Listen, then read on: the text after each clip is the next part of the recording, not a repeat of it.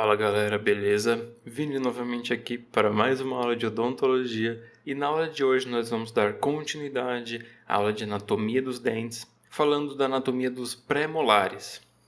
Nós já temos uma aula no canal desde o começo do canal falando de anatomia dos dentes, mas nós estamos falando agora de cada dente em específico com suas características.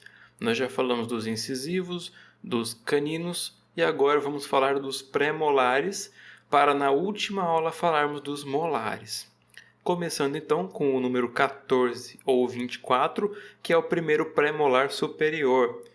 O primeiro pré-molar superior tem uma coroa pentagonal, como pode ver aqui, ó. São 5 faces, coroa assemelhando-se a um pentágono, achatada no sentido mesiodistal, tá? Parecendo com a face vestibular do canino. Eles se parecem, tá vendo? E os pré-molares, eles são a transição entre os anteriores para os posteriores. Por isso que fala pré-molar, porque o pré vem de antes, né? Então ele é antes do molar.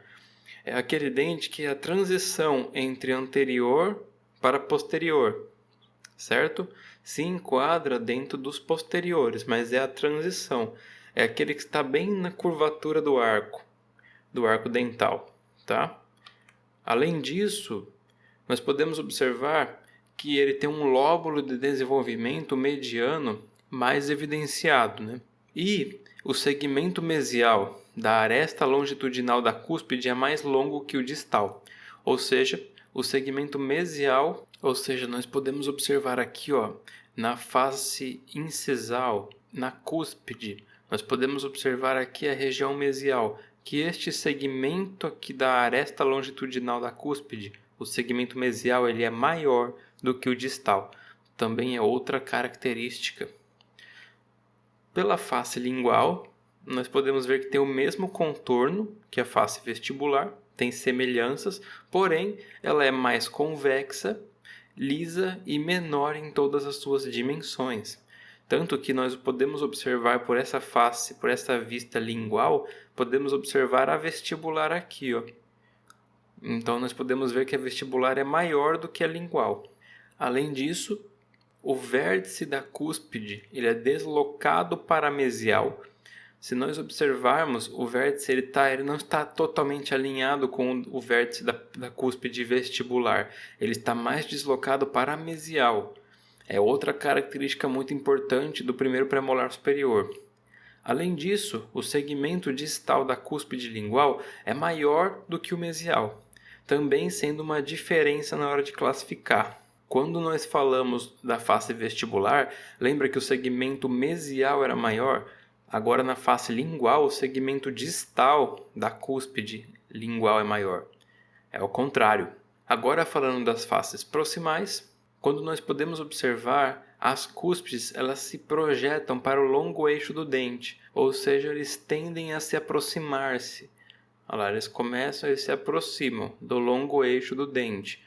Nós também podemos observar que a cúspide vestibular ela é mais volumosa e um pouco mais alta do que a cúspide palatina ou também cúspide lingual. Tá? Podemos observar isso. A presença de um sulco também nessa região, que é um prolongamento do sulco principal. Na face oclusal existe um sulco principal que se prolonga aqui na face proximal, pela mesial, que nós podemos ver aqui. Além disso, ele termina numa fossa, uma depressão nessa linha cervical. Isso é um diferencial para classificar a face mesial e face distal, já que na distal é muito difícil ter esse sulco. Ele é mais presente na face mesial. Também é uma grande característica diferencial para classificar o dente, certo? Dando sequência, vamos falar da face oclusal e da raiz para finalizar.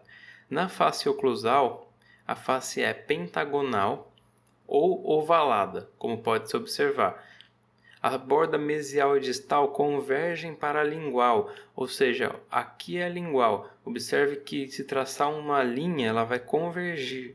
Elas vão se aproximar, como nós já falamos no slide passado. A crista mesial ela é interrompida por um sulco do sulco principal E também podemos observar quanto ao tamanho desproporcional.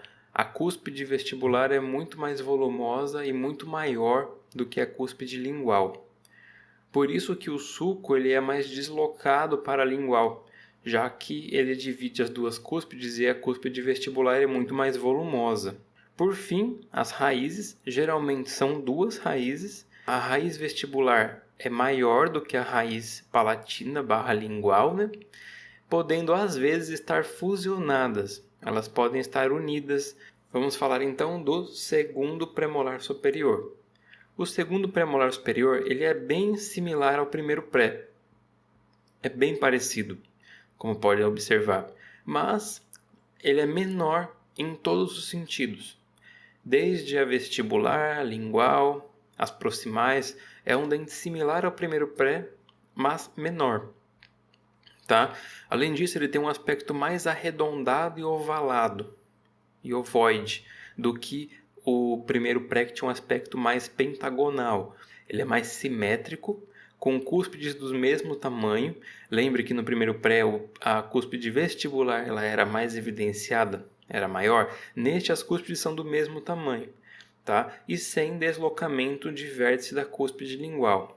Tá? Sem deslocamento de sulco principal, já que as cúspides são do mesmo tamanho, e não há um sulco interrompendo a crista mesial. Então essas são características que nós podemos observar e diferenciar um primeiro para um segundo premolar superior. Tanto que nós podemos observar na face oclusal que ele tende a ser um dente mais ovoide, mais simétrico, já que o sulco principal ele corta certinho ao meio, ao centro do dente.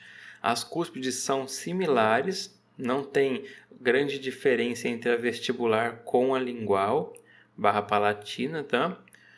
O sulco ele é mais centralizado, é um dente mais simétrico e também nós podemos observar que é um dente com um aspecto mais enrugado, já que ele tem muitos sulcos secundários. Observe que do principal saem muitos secundários. Então, além de ele ser mais arredondado e simétrico, ele também tem uma característica de ser mais enrugado, entre aspas, né?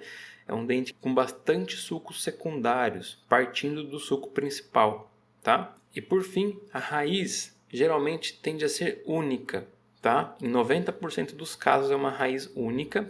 Já no primeiro pré, na maioria são duas raízes, tá? É uma raiz muito achatada no sentido mesiodistal, com sulcos profundos, e o ápice geralmente é distalizado, como pode ver aqui na imagem, um ápice distalizado.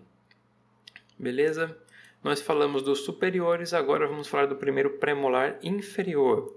O primeiro pré-inferior lembra também a anatomia de um canino, tá? Ele é simétrico, tudo, liso, convexo, converge para o colo, tem esse aspecto pentagonal, tem esse aspecto também lancelado, né? De lança, de dente de presa de canino, então lembra bastante.